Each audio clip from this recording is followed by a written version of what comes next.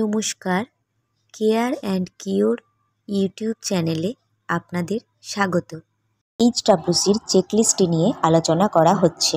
A1.3 যেই measurable element আছে সেটা নিয়ে এবার আলোচনা করা হবে।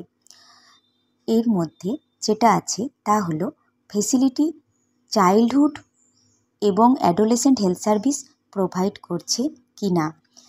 তার চেক পয়েন্ট আছে identification, primary management, referral and follow up services for childhood elements.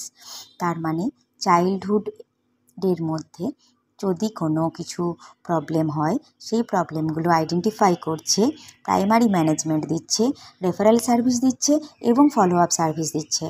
তো এর জন্য মিনস অফ ভেরিফিকেশন আছে, মানে কী কী হলে আমরা দেখছি সেগুলো হলো anaemia, malnutrition, vaccine preventable diseases, ARI, diarrhoea, fever, ENT problems, skin infections, worm infestation, poisoning, injuries, accidents, 4Ds, sickle cell anaemia.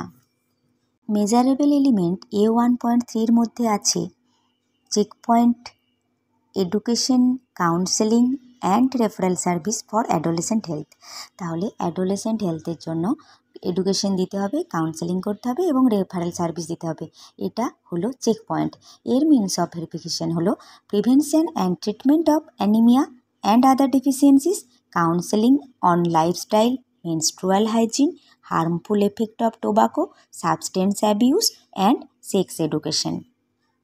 তাহলে অ্যাডোলেসেন্টের জন্য যেইগুলো দেখতে হচ্ছে তা হলো prevention and treatment of anaemia, অন্য কোনো ডেফিসিয়েন্সি আছে কি না, তাদের লাইফস্টাইলের ওপর, মেনস্ট্রুয়াল হাইজিনের ওপর, harmful effect of tobacco, substance abuse এগুলোর ওপর কাউন্সেলিং হচ্ছে কি না, তাদেরকে সেক্স এডুকেশন দেওয়া হচ্ছে কি না। এই সব কিছুই আমরা যেগুলো দেখছি সেগুলো স্টাফ ইন্টারভিউ, রেকর্ড রিভিউ এবং ক্লায়েন্ট ইন্টারভিউ করেও জানছি।